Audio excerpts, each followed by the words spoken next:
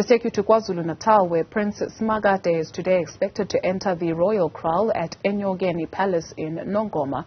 The move is viewed as somehow undermining King Misuzulu kaZwelithini ceremony, which will be held next week. Mnisi is standing by to give us an update. He's our eyes and ears on the ground. What are we seeing and hearing, Linda? Well, Dudu, as you may know, that particular coronation will take place today. The entering of the kraal of Prince Simakade, who is the eldest son of the late King KaZwelithini Beguzulu. Things at the moment are still a bit calm, as we understand that the program will get underway late this afternoon. But I'm joined now by Prince Zulu, who will give us a sense of basically, what's going to happen today. Thank you so much for your time.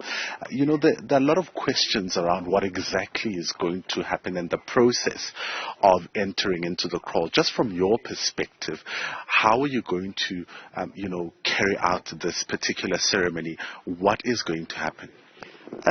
Thank you for your time. Thanks for having me, and greetings to your viewers.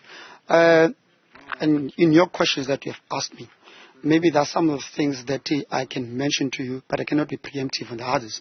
Because if you're asking the question of the process, that one is so sacred. Not even the journalist will be able to come closer to the kraal when you're performing that one. So, but to give just a brief to your viewers, the first thing that is going to be done, because we believe that all the warriors, they belong to the king.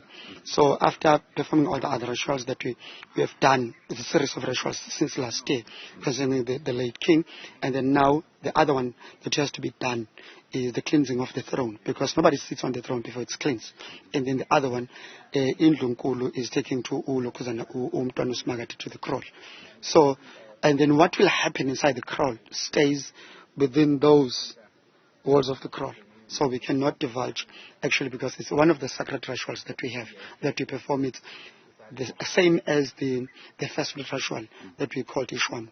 So some of the things there are some for public consumption, but the others are not.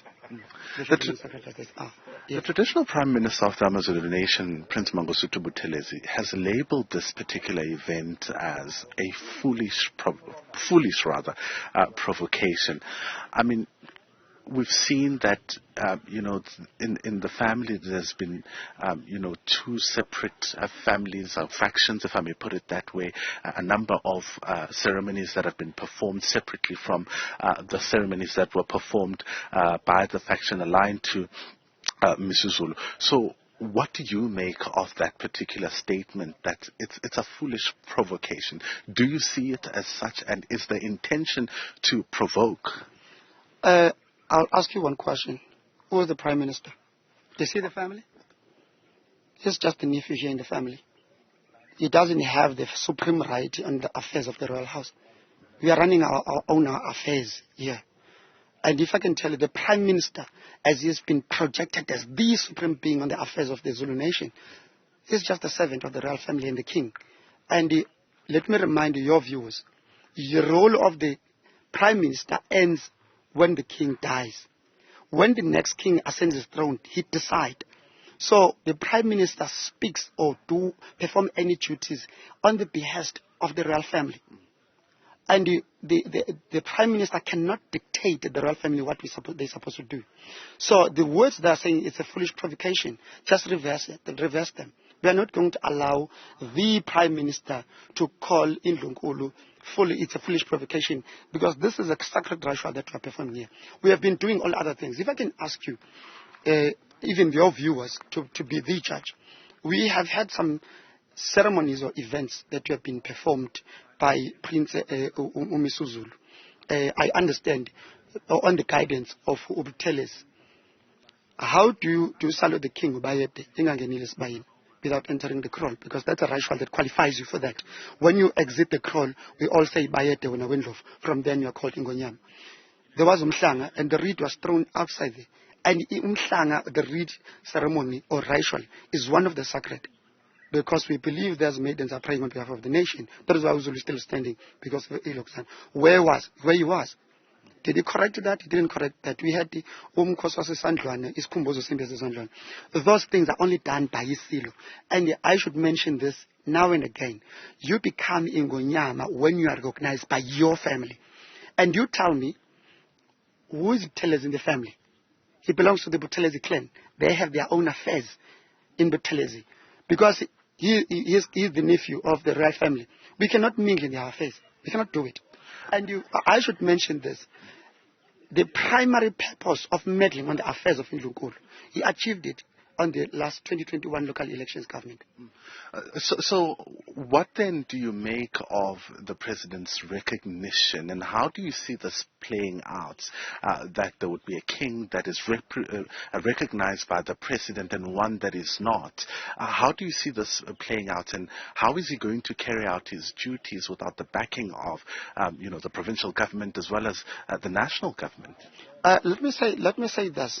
The issue of the president, we are still waiting for the report of his mediation stroke investigation team.